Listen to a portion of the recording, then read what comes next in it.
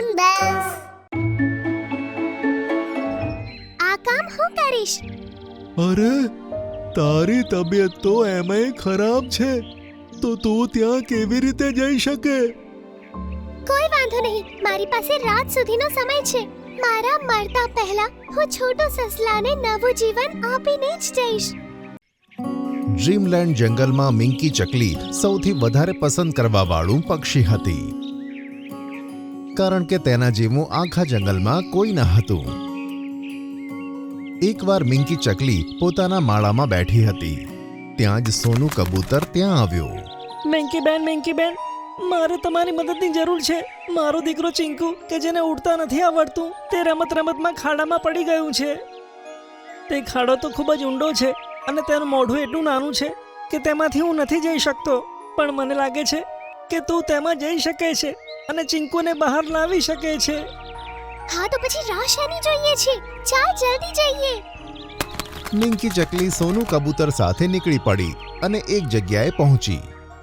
ત્યાં જમીનમાં એક નાનકડું કાણું હતું અને તેની આજુબાજુ ઘણા પક્ષીઓ બેઠા હતા. અરે મિંકી ચકલી તો આવી ગઈ. જો, આ જ તે કાણું છે જેમાં સોનું કબૂતરનો છોકરો છે. તે દેખાવમાં તો બહુ જ નાનું છે, પણ તે બચ્ચાનો જીવ બચાવવા માટે મારે આ રિસ્ક લેવો જ પડશે.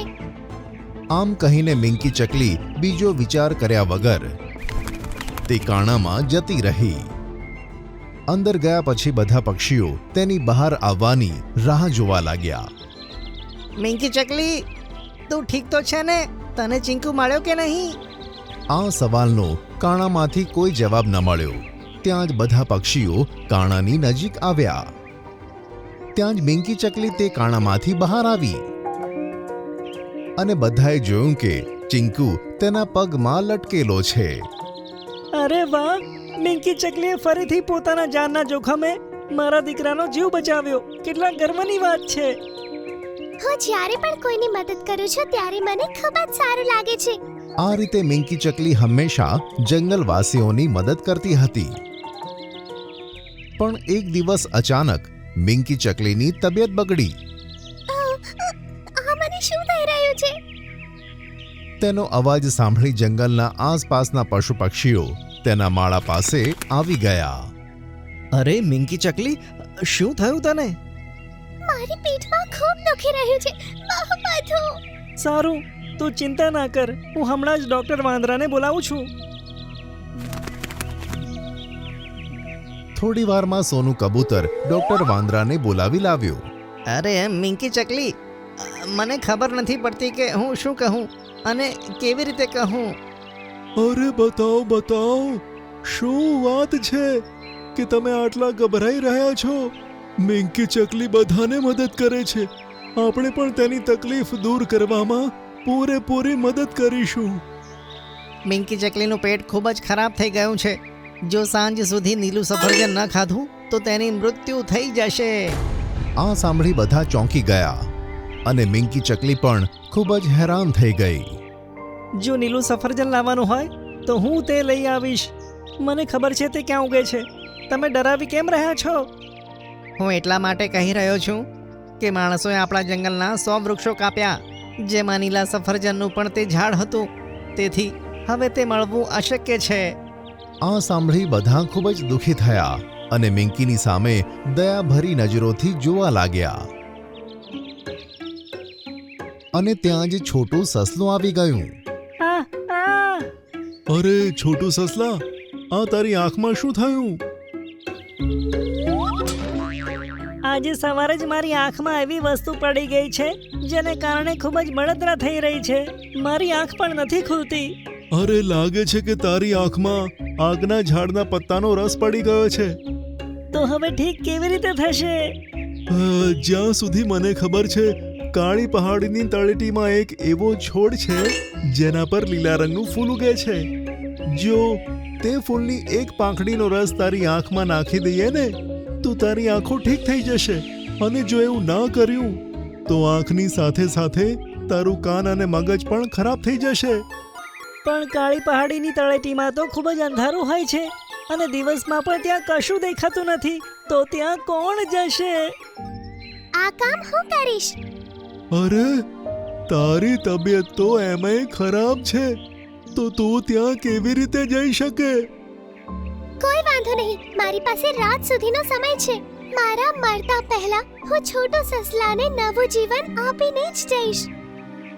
આ સાંભળી બધા જાનવરોની આંખમાં આંસુ આવી ગયા અને મિંકી ચકલી કાળી પહાડી તરફ નીકળી પડી. 1 કલાકની મુસાફરી પછી તેને કાળી પહાડી જોવા મળી.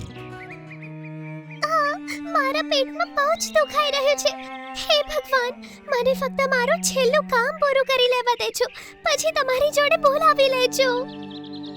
તે હિંમત કરીને કાળી પહાડીની તળેટીમાં ઉતરવા લાગી અને આમ તેમ જોવા લાગી. અહીંયા કેટલી બધી વનસ્પતિ છે, તેમાં હું લીલા ફૂલને કેવી રીતે શોધું? પોતાના દુખાવા સાથે તેણે ઘણી વાર સુધી શોધ ચાલુ રાખી. આખરે તેને લીલા ફૂલનો છોડ જોવા મળ્યો.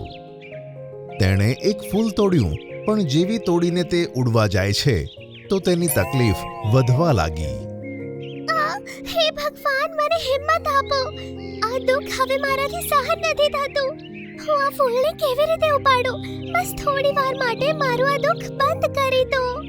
તે જમીન પર બેઠી બેઠી ઊંડા શ્વાસો લેતી હતી. તેની આંખો બંધ થતી હતી. ત્યાં જ તેની નજર સામે એક ઝાડ પર પડી કે જેમાં નીલું સફરજન ઉગેલું હતું. અરે વાદળી સફરજન, આ તો તે જ સફરજન છે જે ખાવાનું વાંદરા ડોક્ટરે મને કહ્યું હતું. તેણે હિંમત કરી અને ઉડીને ઝાડ પર બેઠી. લીલા સફરજનમાં તેણે 2-3 વાર ચાંચ મારીને સરસ રીતે ખાધું. તે ખાતા જ તેનો દુખાવો ગાયબ થઈ ગયો. અરે વાહ, હું તો એકદમ સરસ થઈ ગઈ. ભગવાન તમારો ધન્યવાદ. હવે તેણે ફૂલને ઉઠાવ્યું અને સ્ફૂર્તિ સાથે આકાશમાં ઉડી ગઈ. થોડી વાર ઉડ્યા પછી તે પોતાની જગ્યાએ પાછી પહોંચી. છોટું સસલું દર્દથી પીડાતું હતું. અરે મિંકી ચકલીએ પોતાનો વાયદો ફરીથી નિભાવ્યો. તે આવી ગઈ.